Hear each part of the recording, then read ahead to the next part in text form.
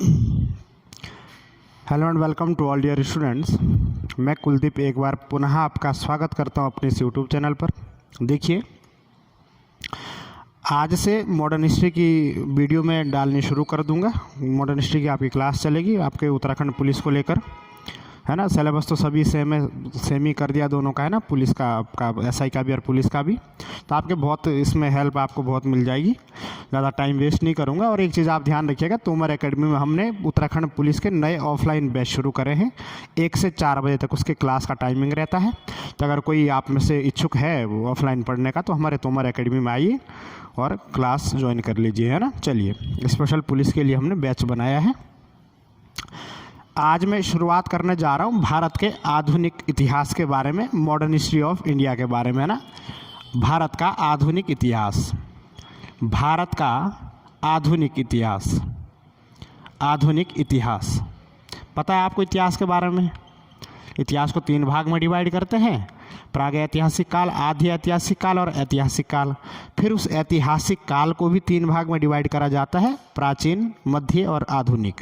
तो हम आधुनिक, भारत के आधुनिक इतिहास के बारे में मैं शुरू करने जा रहा हूँ आज से। प्रॉपर आपको इसकी वीडियो मिलती रहेगी। देखिए, अगर मैं भारत के आधुनिक इतिहास की अगर मैं बात करता हूँ, तो भारत का आधुनिक इतिहास शुरू होता है आपका मुगल सम्राट औरंगजेब की मृत्यु हुई थी 1707 में। 1707 से अब तक, वर्तमान समय तक जो टाइम चल रहा है, इसको आप आधुनिक भारत में डाल देते हो भाई, है ना। वर्तमान समय तक जो टाइम चल रहा है, इसको आधुनिक भारत में डाल दिया जाता है। तो आप ध्यान रखना। लेकिन पढ़ने के दृष्टिकोण से हमने आधुनिक भारत की शुरुआत कब से मानी है? आधुनिक भारत की शुरुआत हम करते हैं भारत में यूरोपीय कंपनियों के आगमन से। भारत में जो यूरोपीय कंपनियां आई, उनके आगमन से ही भारत में आधुनिक भारत की शुरुआत को माना जाता है। ध्यान रखना, आप, मेरा कहने का तात्पर्य ये है कि आपको पता है भारत में यूरोपीय कंपनियां आई, उसमें से सबसे पहले पुर्तगाली भारत में आए। 1498 में वास्को डी गामा नाम का एक व्यक्ति भारत में आता है। तो आप खुद सोचो, जब ये बंदा 1498 में भारत आया था, इस समय तो भारत में आपका दिल्ली सल्तनत काल चल रहा था, और दिल्ली सल्तनत के राजा थे सिकंदर लोदी। सिकंदर लोदी का टाइम पीरियड चल रहा था सर, सिकंदर लोदी। दिल्ली सल्तनत का टाइम चल रहा था, सिकंदर लोदी इस समय भारत के राजा थे। तो मेरा कहने का मतलब ये है कि मध्यकाल और आधुनिक काल एक दूसरे के समांतर चलता है भारत के इतिहास में, समझ रहे हो आप। क्योंकि इसके बाद आपके 1526 में मुगल आ जाएंगे, पानीपत का प्रथम युद्ध होगा। एक तरफ आपको मुगल वंश पढ़ना पड़ेगा, दूसरी तरफ भारत में कंपनियां चल रही है। तो लेकिन मुगल वंश को तो हम मध्यकाल भारत में पढ़ लेते हैं, लेकिन इन कंपनियों को पढ़ाई को थोड़ा सा आसान बनाने के लिए हम इसको आधुनिक भारत में पढ़ना शुरू करते हैं। तो मेरा भी आज की जो शुरुआत रहेगी वो रहेगी आपके भारत में यूरोपीय कंपनियों का आगमन, है ना। यूरोपीय कंपनियों का भारत में आगमन, वहाँ से शुरुआत करूँगा। तो ध्यान रखना आप, महत्वपूर्ण टॉपिक हो जाएगा भारत में। The advent of the European company, उसके बारे में पढ़ना है, द एडवेंट ऑफ द यूरोपीय कंपनी। तो शुरुआत करता हूँ, भारत में यूरोपीय कंपनियों का आगमन। भारत में यूरोपीय कंपनियों का आगमन, यूरोपीय कंपनियों का आगमन, कंपनियों का आगमन से हम क्या करते हैं, आज शुरू करते हैं सर, है ना। चलिए, पहले तो आपको ये समझना पड़ेगा कि भारत में जो ये यूरोपीय कंपनियां आई, दरअसल इनके आने का कारण क्या था, है ना। और आपको ये भी समझना पड़ेगा कि भारत में यूरोपीय कंपनियां जब आई, पुर्तगाली जो पहले यूरोपीय शक्ति भारत में आई, ये जलमार्ग से आई। तो जलमार्ग से क्यों आई? तो आप ध्यान रखना, पहले आप इसको ही समझने की कोशिश करना कि आप किसी भी देश की अगर बात करो, किसी भी देश में जाने के मैक्सिमम 2 मार्ग होते हैं। प्राचीन समय में 2 मार्ग थे, अब तो एक हवाई मार्ग भी है, एरोप्लेन से भी जा सकते हैं। तो उस समय की जो बात चल रही है, क्योंकि उस समय जहाज़ तो था नहीं, हवाई जहाज़ तो था नहीं, तो 2 मार्ग होते थे उस समय किसी देश में जाने के। पहला मार्ग होता था सर स्थल मार्ग, दूसरा होता था आपका जल मार्ग। दो तरीके के मार्ग होते थे किसी भी देश में जाने के, स्थल और जल मार्ग। तो अगर मैं भारत के दृष्टिकोण से अगर मैं बात करता हूँ भारत की, तो आप खुद सोचो, भारत में तो प्राचीन समय से ही व्यापार होता था विदेशों के साथ। अगर आपने सिंधु घाटी सभ्यता के बारे में पढ़ा होगा, इंडस वैली सिविलाइजेशन के बारे में पढ़ा होगा, सिंधु घाटी सभ्यता के बारे में पढ़ा होगा, तो आपको उसमें ये जानकारी मिलती है कि इनका व्यापार मिस्र की सभ्यता के साथ भी होता था, मेसोपोटामिया की सभ्यता के साथ भी होता था। तो इनके विदेशों के साथ व्यापार के तो हमको प्राचीन काल से ही क्या मिलते हैं, प्रमाण मिलते हैं। और उस ऊपर से आपने एक चीज़ इसमें ये भी देखी होगी, लोथल नाम का एक जगह आपने सिंधु घाटी सभ्यता में सुनी होगी, लोथल। लोथल तो बंदरगाह था सिंधु घाटी के लोगों का। तो यानी कि बंदरगाह तभी तो होगा जब वहाँ पर जलमार्ग रहा होगा, तभी तो आते होंगे वहाँ, है ना। तो बंदरगाह था बहुत बड़ा, सी पोर्ट। तो प्राचीन समय से ही दोनों मार्ग थे भाई भारत के, जल मार्ग भी था, स्थल मार्ग था भी। सीधा सीधा कहने का मतलब मेरा ये है। तो आप ध्यान रखना, भारत का जो स्थल मार्ग था इसके बारे में थोड़ा सा समझने की आप कोशिश करना।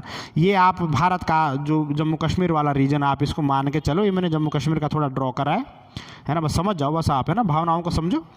चलिए, तो ये जम्मू कश्मीर वाला क्षेत्र है, आपको पता है इस क्षेत्र में ऊपर अफगानिस्तान है, नीचे पाकिस्तान है।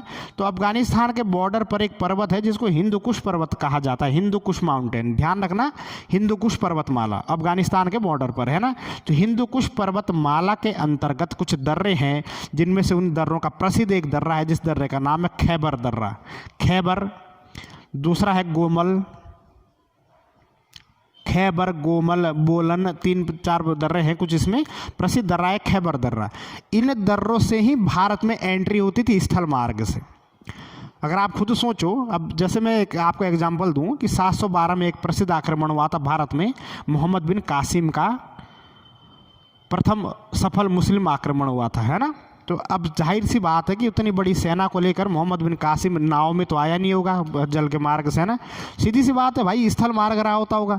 तो स्थल मार्ग यही था, वो इस दर्रों से आते थे भारत में। हिंदू कुश पर्वतमाला के अंतर्गत कुछ दर्रे हैं, खैबर, गोमल वगैरह, इनसे भारत में एंट्री होती थी। समझने की कोशिश करें आप, है ना। तो ये तो था स्थल मार्ग। और ये आता कैसे था? ये आता था सर आपका फारस होते हुए, फारस, फारस आपको पता है, इसको वर्तमान में ईरान बोला जाता है ना, पहले इसको फारस बोला जाता था। फारस, अरब होते हुए सीधा आपका क्या होता था, फारस से होते हुए, अरब होते हुए, उनसे तुर्की वगैरह होते हुए, अफगानिस्तान होते हुए सीधा भारत में एंट्री करता था। ये तो स्थल मार्ग था। जल मार्ग क्या था सर? जल मार्ग ये था कि फारस की खाड़ी से होते हुए, फारस की खाड़ी से अरब सागर होते हुए भारत में एंट्री करी जाती थी, अरब सागर से। ये जल मार्ग था। प्राचीन समय में अच्छा खासा काम चल रहा था, कोई दिक्कत नहीं है। लेकिन 14वीं शताब्दी तक तो हमको क्या देखने को मिलता है, 14वीं शताब्दी तक ये जो मार्ग थे ये बहुत ही शानदार तरीके से चालू थे भाई, चल रहे थे, कोई दिक्कत नहीं हो रही थी, है ना। लेकिन 15वीं शताब्दी में हमको एक इसमें कुछ परिवर्तन देखने को मिलता है कि क्या होता है, जो ये मार्ग थे ये बंद हो जाते हैं।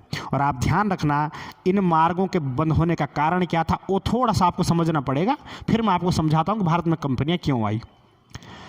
दरअसल 15वीं शताब्दी के आसपास, 15वीं शताब्दी में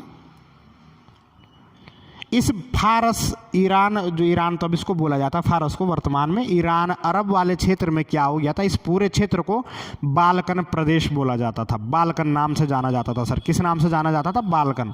तो बाल्कन प्रदेश का ये पूरा क्षेत्र था। इस पूरे के पूरे क्षेत्र में, बाल्कन क्षेत्र में 15वीं शताब्दी में हमको देखने को मिलता है कि इस क्षेत्र में मुसलमानों का बहुत ज़्यादा क्या हमको देखने को मिलता है, मुसलमानों की आबादी बहुत ज़्यादा बढ़ गई। अरबों का यहाँ पर साम्राज्य स्थापित हो गया। और ध्यान रखना आप, बाल्कन प्रदेश वाले क्षेत्र में एक प्रसिद्ध रियासत थी, जिस रियासत को बोला जाता था कुस्तुतूनिया की रियासत। कुस्तुतूनिया, कुस्तुतूनिया की रियासत थी। इस रियासत को सन 1453 ईस्वी में उस्मानिया सल्तनत ने क्या कर दिया था सर? उस्मानिया सल्तनत ने इस कुस्तुतूनिया रियासत को हरा दिया। और ये उस्मानिया सल्तनत थी मुसलमानों की, अरबों की। और इसी कारण इस पूरे बाल्कन प्रदेश में मुसलमान आबादी बढ़ती है, मुसलमानों का आधिपत्य बढ़ता है। और परिणाम क्या होता है कि इस पूरे क्षेत्र को आवागमन के जितने भी रास्ते थे स्थल मार्ग के, उन सब को बंद कर दिया जाता है। इसी कारण यूरोप का पूर्वी देश के साथ संपर्क पूरी तरीके से टूट गया था। समझ रहे हो आप मेरा कहने का मतलब?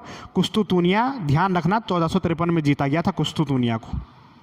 आगे कहानी को थोड़ा आगे बढ़ाते हैं। आगे परिणाम ये मिलता है कि भारत के साथ जो ये यूरोप जो था, यूरोप महाद्वीप जो है, ये प्राचीन समय से ही पूर्वी देशों के साथ व्यापार करता था और ये पूर्वी देशों के साथ मसालों के व्यापार पर ज़्यादा ध्यान देता था। सर, मसालों के व्यापार के लिए ज़्यादा ध्यान देता था। ये मसालों का व्यापार पूर्वी देशों के साथ करता था यूरोप। क्योंकि 1453 के बाद हमको क्या देखने को मिलता कि स्थल मार्ग तो बंद हो गए। अब इस यूरोप वाले लोगों को पूर्वी देशों के साथ संपर्क तो साधना पड़ेगा ना। रीजन क्या था? मसालों के व्यापार की ज़रूरत क्यों पड़ती थी? मसालों के व्यापार की ज़रूरत इसलिए पड़ती थी क्योंकि यूरोप में बहुत ज़्यादा ठंड पड़ती है, ठंड, इसलिए इनको मसालों की ज़रूरत पड़ती थी, है ना। तब क्या हुआ, जब ये पूरे रास्ते पूरी तरीके से बंद हो गए, तब इस ही कारण से सबसे पहले शुरुआत करी थी पुर्तगालियों ने। ध्यान रखना आप, पुर्तगालियों ने सबसे पहले पूर्वी देशों के साथ संबंध बनाने की कोशिश करी, नए मार्गों को खोजने की कोशिश करी, और इसी को ही बोला जाता है 15वीं शताब्दी के अंत में होने वाले नई भौगोलिक खोजें। तो इस भौगोलिक खोजों के अंतर्गत सबसे पहले बात मैं करूँगा 1487 की, 1487 ईस्वी की, 1487 में।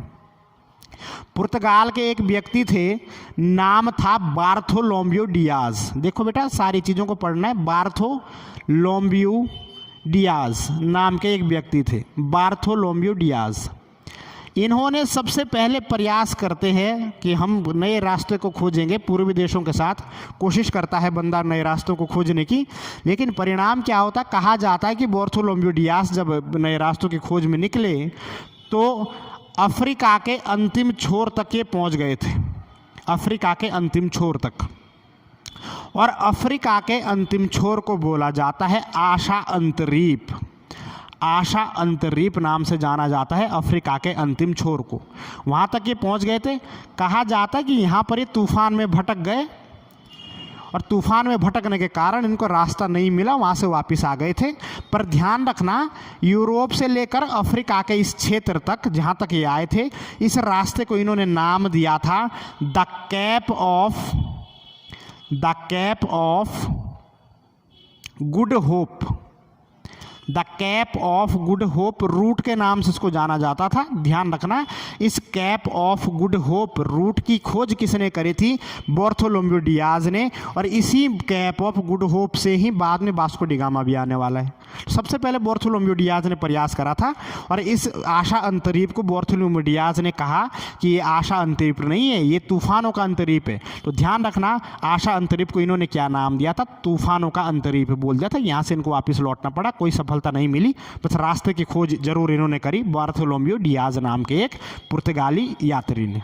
चलिए, इसके ठीक बाद 1487 के बाद आप ध्यान रखना, एक व्यक्ति दूसरे थे, नाम था सर कोलंबस। कोलंबस कहाँ के थे? स्पेन के। कोलंबस कहाँ के थे सर? स्पेन के। स्पेन के एक व्यक्ति कोलंबस ने प्रयास करा 1492 में कि क्या करा जाएगा, पूर्वी देशों के साथ संपर्क बनाए जाएंगे, रास्ते खोजे जाएंगे। लेकिन कहा जाता है कि अटलांटिक महासागर में भटक गए थे, दिशा का ज्ञान नहीं रहा इन्हें। इनको आना पूर्व के तरफ था, लेकिन ये पश्चिम की तरफ चले गए और ये 1492 में पहुंच गए आपके अमेरिका। कहा जाता है कि जब ये अमेरिका पहुंचे तो इन्होंने वहां पर चिल्ला कर बोला कि मैं इंडिया पहुंच चुका हूं, इंडिया आ गया हूं मैं। तो इन्होंने इंडिया समझ लिया था अमेरिका को। तो ध्यान रखना, इनके इसी स्वभाव के कारण, इनके इस तरीके से बोलने के कारण अमेरिका में एक प्रांत है जिसका नाम आज भी इंडिया है। अमेरिका में एक प्रांत है इंडिया, और वहाँ पर रेड इंडियन प्रजाति पाई जाती है। रेड इंडियन नाम की प्रजाति। प्रश्न कई बार पेपर में आ चुका है कि रेड इंडियन प्रजाति कहाँ पर है। तो इंडियन समझ के भारत मत समझ लेना इसको, है ना। रेड इंडियन प्रजाति अमेरिका में, ध्यान रखना। तो अमेरिका की खोज का श्रेय किसको जाता है? कोलंबस को जाता है। सीधा सीधा उत्तर हो जाएगा कोलंबस। एक चीज़ और, खोज का मतलब यहाँ पर ये नहीं होगा कि इसने खोज कर दी, उससे पहले कुछ था ही नहीं। भाई, भारत की खोज वास्को डी गामा ने करी, यूरोप के अकॉर्डिंग करी ना। हमारे हिसाब से तो भारत पहले ही था, ढूंढा, उसने रास्ता से आया, बस खोज की क्या बात हो गई है ना, तो ध्यान रखना आप इस चीज़ का। तो उस रास्ते को उन्होंने ढूंढा था, तो खोज, तो अब किताबों में खोज बताया तो खोज ही पढ़ना पड़ेगा, पर खोज भी इसको पूरी तरीके से कह नहीं सकते। तो उनके हिसाब से नई चीज़ है, तो उनके हिसाब से खोज है, हमारे हिसाब से तो ये हमारे देश में कोई आ रहा है तो हम तो क्या बोलेंगे उसको, है ना। चलिए, 1492 में कोलंबस ने अमेरिका की क्या कर दी सर, खोज कर दी। इसके बाद हमें उल्लेख मिलता है कि 1497 में 1497 में पुर्तगाल के एक डाकू था, ये बंदा, नाम था वास्को डिगामा। पुर्तगाल का एक डाकू था, नाम था वास्को डिगामा। इसने तहलका मचा दिया था उस क्षेत्र में ना, सबको लूट रहा था, परेशान कर दिया था जनता को इसने बहुत ज़्यादा। कहा जाता है कि मजबूरी वर्ष उस समय पुर्तगाल के जो राजा थे उनका नाम था डॉन हेनरिक, या इनको किसी किसी किताब में बोला गया है, कुछ किताबों में इनका नाम मिलता है हेनरी द नेविगेटर के नाम से जाना जाता है, हेनरी द नेविगेटर। इन्होंने फरमान जारी कर दिया कि वास्को डिगामा को जिंदा मुर्दा पकड़ो, मार दो उसको, शूट आउट का ऑर्डर दे दिया कि उसको शूट करो, जहाँ भी मिलता है ना मार दो उसे, मृत्युदंड दे दिया था इसने वास्को डिगामा को।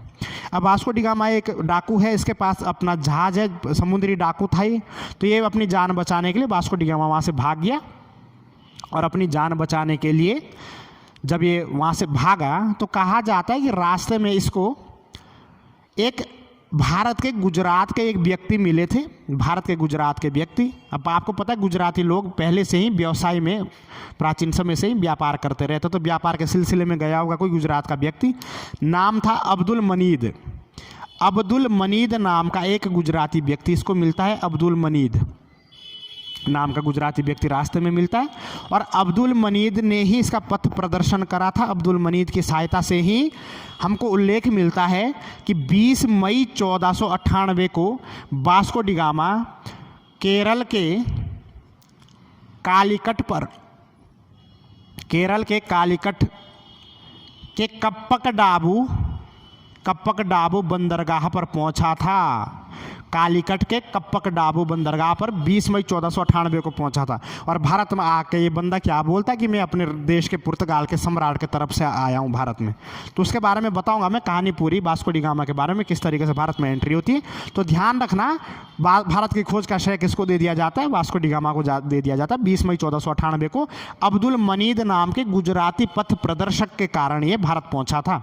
चलिए, थोड़ा सा आपको समझना है, यहाँ पर एक चार्ट मैं आपको बता रहा हूँ, उसके बारे में एक चार्ट आपको बनाना है, ये आपके बहुत काम आने वाला है। सबसे पहले यहाँ पर आप ध्यान कुछ इस तरीके से इसको बनाओगे आप। सबसे पहले यहाँ पर लिखना खोज, यहाँ पर लिखना खोज करता,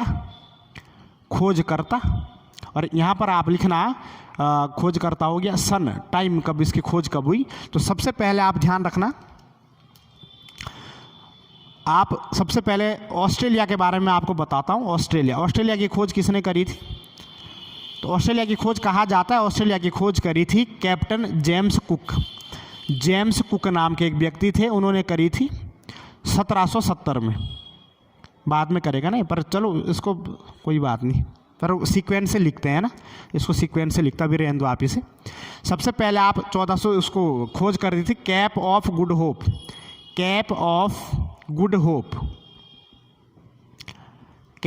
होप रूट। खोज किसने करी? Bartholomew Diaz.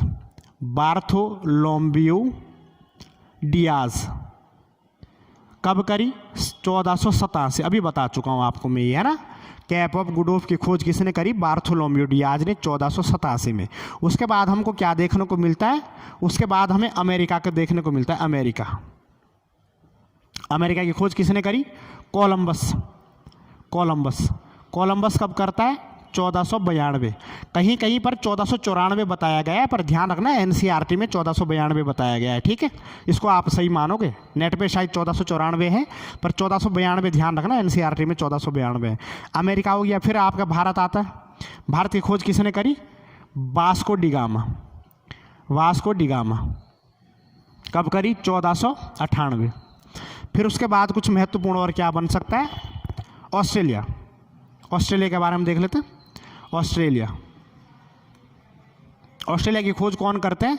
Captain James captain James cook कब करी थी? 1770 में। फिर उसके बाद हम एक कुछ और क्या बन सकता है, न्यूजीलैंड के बारे में। न्यूजीलैंड की खोज किसने करी? तो न्यूजीलैंड की खोज के बारे में आप ध्यान रखना, न्यूजीलैंड की खोज तस्मान नाम के एक व्यक्ति ने करी थी। तस्मान, इसका सन आपको थोड़ा कंफर्म नहीं है, ध्यान रखना। न्यूजीलैंड की खोज तस्मान ने करी थी। लास्ट आप लिख लेना एक, क्या बन सकता है लास्ट? ऑस्ट्रेलिया हो गया, न्यूजीलैंड हो गया, और कुछ महत्वपूर्ण बन सकता है इसमें आपका भारत, ऑस्ट्रेलिया, न्यूजीलैंड, ब्राज़ील आ जाएगा।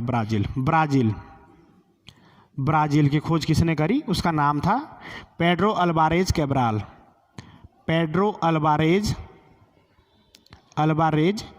नाम के एक व्यक्ति ने करी है ना, पेड्रो अल्वारेज कैब्राल। ये थोड़ा महत्वपूर्ण है, शायद भारत भी आएगा। पेड्रो अल्वारेज कैब्राल, इसके बारे में पढ़ना पड़ेगा हमें, है ना।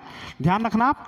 Cap of good hope Bartholomew Diaz 1487, America Columbus 1492, Bharat Vasco D gamma 1498, Australia captain James cook 1770, New Zealand Tasman, Brazil Pedro Alvarez Cabral. इस पूरे चार्ट को आप ध्यान रखना, बहुत महत्वपूर्ण है, क्वेश्चन बन जाएगा यहाँ से। अब आप ध्यान रखना, इसी के साथ भारत में यूरोपीय कंपनियों की एंट्री हो जाती है, और यूरोपीय कंपनियों में सबसे पहले जो भारत में आए थे वो आपको पता है वास्को डी गामा पुर्तगाली था। सबसे पहले भारत में आने वाली यूरोपीय कंपनी थी, यूरोपीय कौन थे? पुर्तगाली, है ना। उसके बाद हमको क्या देखने को मिलता? पुर्तगालियों के बाद भारत में आए थे डच के बाद भारत में आए थे अंग्रेज, इंग्लिश, है ना। उसके बाद भारत में आते हैं डेनिशों के बाद भारत में आते हैं फ्रांसीसी, और लास्ट में भारत में आते हैं आपके स्वीडिश।